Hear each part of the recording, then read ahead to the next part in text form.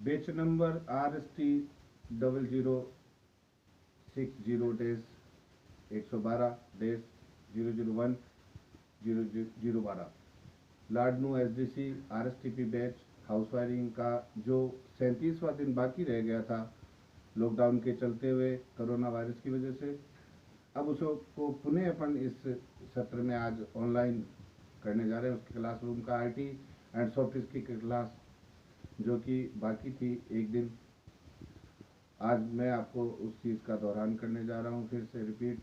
पीछे जो भी पढ़ाया गया था आपको, वो लेसन था दुकानदार को प्रभावित कैसे करे ग्राहक को, और दुकानदार कैसे अपनी मजबूती बनाए और अपने मार्केटिंग वैल्यू कैसे बढ़ाए।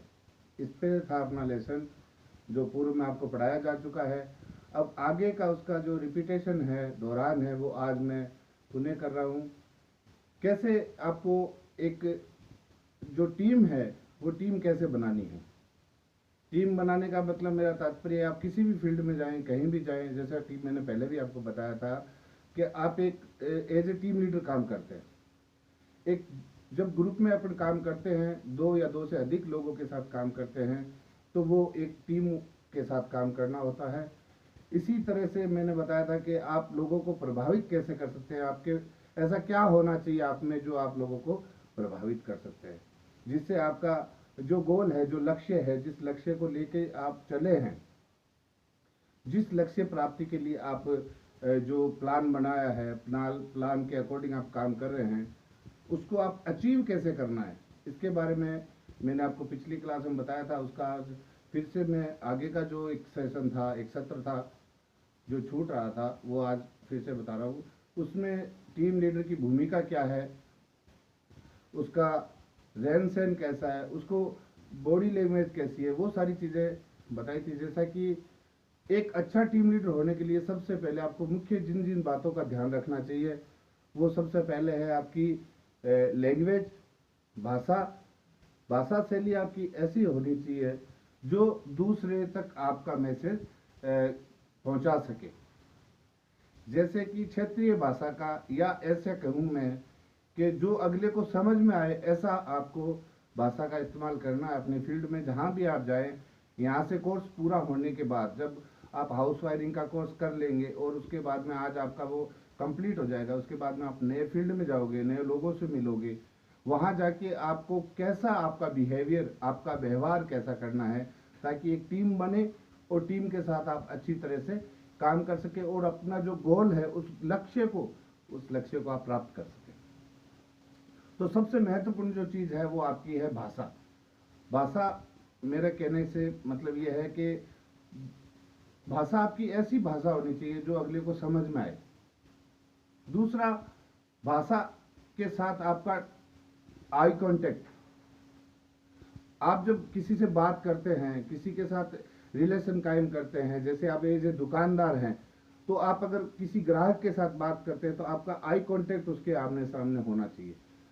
अगर आई कांटेक्ट आपका कंप्लीट नहीं है तो आपको कहीं ना कहीं आपके लक्ष्य प्राप्ति में बाधा उत्पन्न हो सकती है। जैसा कि अगर आप किसी को इग्नोर करते हैं और वो आपसे बात कर रहा है, तो वो आपको कहीं ना कहीं हीन भावना से देख रहा होता है, उससे आपके रिलेशन खराब होंगे, आपके रिलेशन में मित्रतापूर्ण संबंध नहीं स्थापित होंगे। दूसरा चीज, two way communication. Two way communication से मतलब है दो तरफी वार्ता। दो तरफी वार्ता कह सकते हैं कि जैसे केवल आप एज ए स्पीकर बोले नहीं, जैसा कि पहले भी बताया था कि आप बोले नहीं, अगले की जो सामने जो आपका है उसको सुनने की क्षमता होनी चाहिए। और आप जब तक ना बोले, जब तक आगे का कोई क्वेश्चन आपकी तरफ नहीं आए या फिर आपसे अगला सवाल या बात करने के लिए नहीं हो। तो टू वे कम्युनिकेशन का मतलब ये होता है जैसे कि आप दोनों तरफ की बात करें, दोनों एक साथ नहीं बोले। आप किसी इंटरव्यू में जाएं, चाहे अपनी टीम वर्कर के साथ काम करें, चाहे अपनी दुकान पे आने वाले ग्राहक के साथ बात करें, तो आप उसको सुने, वो क्या चाहता है, उसकी नीड क्या है, उसकी नीड असेस करते हुए आप उसको दूसरी चीज प्रेजेंट करें। इसके साथ में आता है आपका बॉडी लैंग्वेज जो तीसरा महत्वपूर्ण पॉइंट है वो बहुत ही मायने रखता है जब आप दूसरे से बात करते हैं या दूसरे को कम्युनिकेट करते हैं।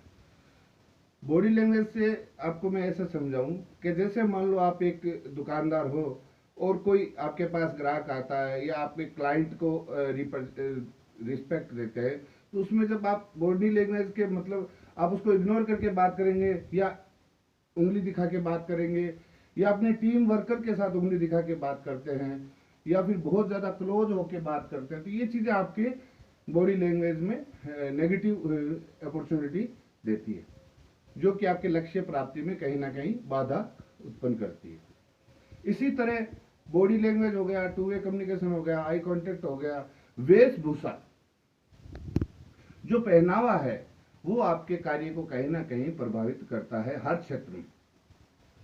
चाहे वो आपका दुकान की बात हो, चाहे आपके वो सर्विस की बात हो, चाहे आप सोशल वर्किंग की हो, या फिर आप समूह सार्वजनिक स्थानों पे कहीं भी जाते हैं, कहीं आप गमन करते हैं या कोई भी वर्क करते हैं, तो उसमें आपके सबसे महत्वपूर्ण जो है वो आपकी वेशभूषा भी होती है।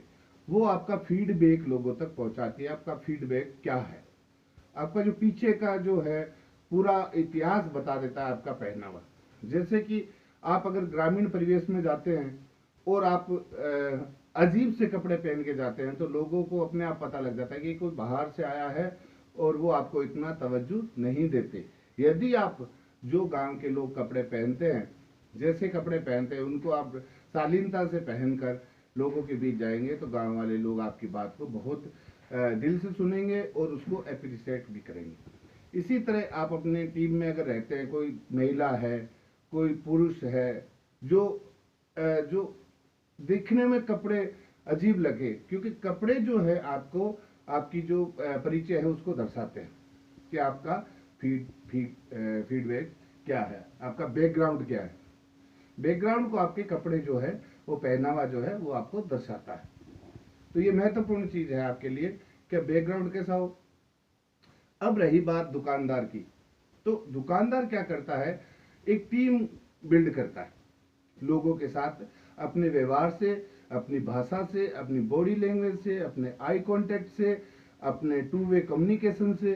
वो दुकानदार कैसे एक टीम बिल्ड करता है, जैसे कि एक दुकानदार है, सपोज करो आप एक सोचो कि एक दुकानदार है जिसने बाजार में एक सब्जी की दुकान लगा रखी है ना, और या फिर आपके दो इलेक्ट्रिशियन की दुकान लगा रखी, कोई भी दुकान लगाओ, तो आप सबसे पहले जो आपका क्लाइंट है उसको आप रिस्पेक्ट दो, उससे नॉर्मल बात करो, हाँ जी बोलो, और जी लगा के बात करेंगे तो ज़्यादा महत्वपूर्ण होगा।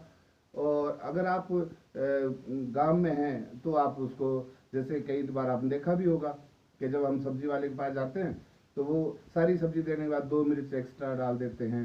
इसी तरह आपका जो क्लाइंट दूसरा तो चाय ऑफर करता है, आपको कॉफ़ी ऑफर करता है या कोका कोला, सब इस तरह से बड़ी मार्केट में जाते हो तो आपको कुछ ना कुछ वो ऑफर करता है। वो क्या होता है, टीम बिल्ड करना। उससे आपको ये लगेगा कि ये हमारी रिस्पेक्ट करता है, हम इसके पास जाएं, और उससे उसकी जो लक्ष्य है, उसकी जो दुकान की गेनिंग पावर है वो बढ़ेगी, क्षमता बढ़ेगी और उसमें वो अचीव कर पाएगा जो उसका लक्ष्य है। दूसरी बात मैं ये कहना चाहूँगा कि आजकल बहुत सी योजनाएं चल रही है, जैसे यहाँ से निकलने के बाद आप कुछ ना कुछ काम करेंगे, सभी लोग काम करेंगे, तो आपका सबसे पहले जो भी आप दुकान करते हो या सेल्फ खुद का कोई भी काम करते हो, तो उसके लिए आपको बैंक लिंकेज करना बहुत जरूरी है। ये बहुत महत्वपूर्ण बात है। ये सारी पर्सनालिटी डेवलपमेंट की बात के आगे मैं आप जोड़ूंगा कि दुकान को आपको कैसे प्रारंभ करना है, लोगों के साथ संबंध आपके कैसे करने हैं, कैसे रचनात्मक तरीके से उसको आपको प्रचार प्रसार करना है। उसका सबसे महत्वपूर्ण प्रचार प्रसार होता है माउथ पब्लिसिटी। वो आपकी जब होगी जब मैंने आपको जो ये सारी चीजें बताई वो आपके व्यवहार में होगी। Body language, two way communication, आपका लोगों से व्यवहार, आपका पहनावा, आपका आई कांटेक्ट, ये लोगों के साथ जो आपका व्यवहार होगा ये आपका माउथ पब्लिसिटी के द्वारा लोगों तक जाएगा और पहुंचकर आपकी दुकान की प्रचार प्रसार करेगा। रचनात्मक कार्यों में अपन कह सकते हैं पैम्पलेट्स, होर्डिंग बोर्ड वगैरह, ये भी आप लगा के अपना प्रचार प्रसार कर सकते हैं। अब बात रही बैंक लिंकेज की। बैंक लिंकेज बहुत महत्वपूर्ण चीज है। जब आप अपना कोई भी कार्य प्रारंभ करते हैं, क्योंकि आपके पास इतनी पूंजी नहीं रहती, सारे मध्यम परिवार से हैं और बहुत ज़्यादा पैसे वाले भी नहीं हैं। तो सबसे महत्वपूर्ण जो बात है वो ये है कि आपका बैंक से लिंकेज कैसे हो। आजकल बहुत सी स्कीम चल रही है, लघु उद्योग से आप जाके पता कर सकते हैं, बैंक से आप पता कर सकते हैं, आप उनके साथ कोलैबोरेट करके हमारी टीम को साथ ले करके आप उनको अपनी सारा प्लान बताएं कि मैं ये करना चाहता हूँ। जैसे कि मैंने आपको पहले बताया था क्या क्या आपको करना है, सारी चीज़ें आपको बोर्ड पे बताई हुई लिखाई हुई है, लिखवा के मैंने बताया था कैसे करना है। सारे बैंकर्स से जो आपका संबंधित बैंक है, जो बैंक आपके गांव के नजदीक लगता है, जिस हर गांव को किसी न किसी बैंक ने गोद ले रखा है, ठीक है। और गोद लिए हुए बैंक के पास अगर आप जाते हैं और अपनी सारी समस्या, अपना सारा प्लान उनको बताते हैं, जो आप सभ्यता से शालीनता से जाके अगर उनसे बात करते हैं, उनको बताते हैं कि हमारा ये प्लान है साहब, हम ये काम करना चाहते हैं और इसमें हमें आर्थिक सहयोग की आपकी जरूरत है, तो ऐसा कहीं नहीं है कि बैंक आपकी मदद नहीं करेगा। आजकल बहुत सी स्कीम चल रही है, मुद्रा योजना चल रही है, जिला लघु उद्योग की चल रही है। इन स्कीमों के द्वारा भी आप अपना लोन लेके और दुकान जो है या कोई स्ट्रक्चर जो भी आप खड़ा करना चाहते हैं, वो आप आय जनरेट करने के लिए, जो अपनी आय बढ़ाने के लिए आप स्वरोजगार करके और कर सकते हैं। इसमें आपका चाहो तो हम लोग भी आगे, अगर लॉकडाउन खुल जाता है और जल्दी खुलेगा तो इंशाल्लाह हम लोग भी आपकी मदद करेंगे, बैंकों से लिंक करवाएंगे और आपको टूल्स भी दिए जाएंगे जो कि आपके आगे भविष्य में काम आएंगे। और आगे के लिए मैं आपको यही कहूँगा कि आप लॉकडाउन का पालन करें, खुश रहें, अपने घर में रहें, stay home, safe home. Thank you.